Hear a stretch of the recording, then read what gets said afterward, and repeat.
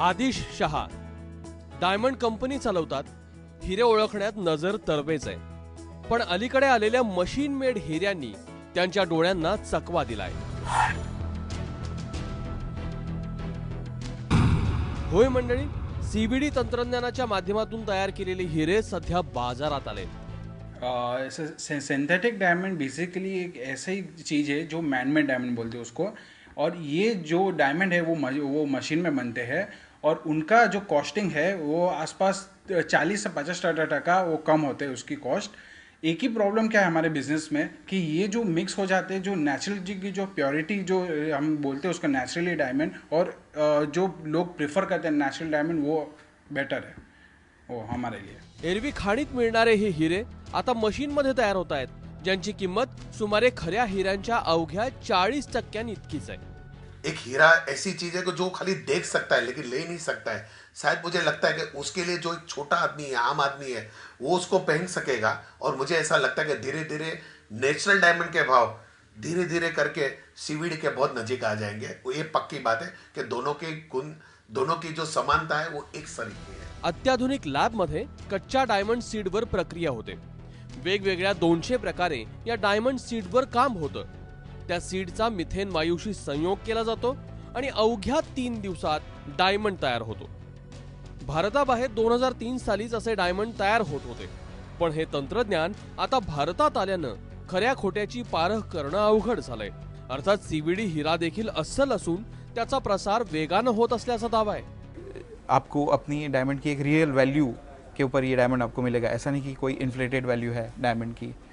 जो बड़ी कंपनियां से वो डायमंड की वैल्यू इन्फ्लेट करके आपको बेच रही है, लेकिन हमारे यहाँ ऐसा नहीं. हम इसको रियल अपनी वैल्यू के हिसाब से ही आपको बना के देते हैं डायमंड्स. और कंपेयर टू नेचुरल आप इजीली 50% वैल्यू में डायमंड पॉलिश करके बेच सकते हैं. सीबीडी तंत्रज्ञानामुळे आतापर्यंत महाग मिळणारे हिरे स्वस्त होऊ लागले.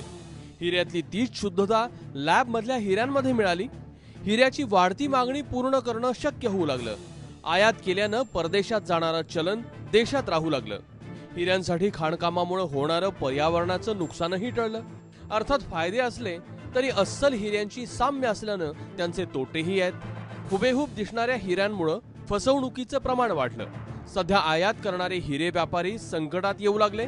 हिरे व्यापाराबाबत सरकारची पॉलिसी नसल्यानं टैक्स बाबत गोंधळ होऊ लागला. यहाँ पे हम 3000 रुपये तोले का जो मोती बेचते थे, चाइना ने 300 रुपये तोले के मोती इंट्रोड्यूस किए. तो वो धीरे धीरे लोगों के दिमाग में समझ में आता गया, और आने के बाद तुरंत ये मालूम पड़ा कि नहीं, ये मोती जो रियल है, जो कल्चर मोती हम जिसको मानते थे, वो कहीं चाइना का मोती तो नहीं है. तो आने वाले समय में लोगों का विश्वास पूरा उठ जाए अगर डायमंड ज्वेलरी से, तो ये बिल्कुल हीरे के जो इतना बड़ा बिजनेस है वो ख़त्म के आने पे आ सकता है.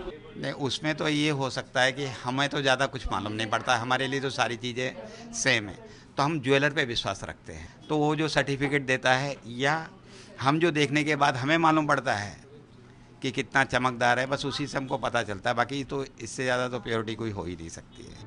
जगातल्या 12 हिऱ्यांपैकी 11 प्रकारचे हिरे भारतात पॉलिश केले जातात. त्यामुळे देशातले 6 लाख लोक या व्यापाऱ्याशी थेट जोडले गेले आहेत.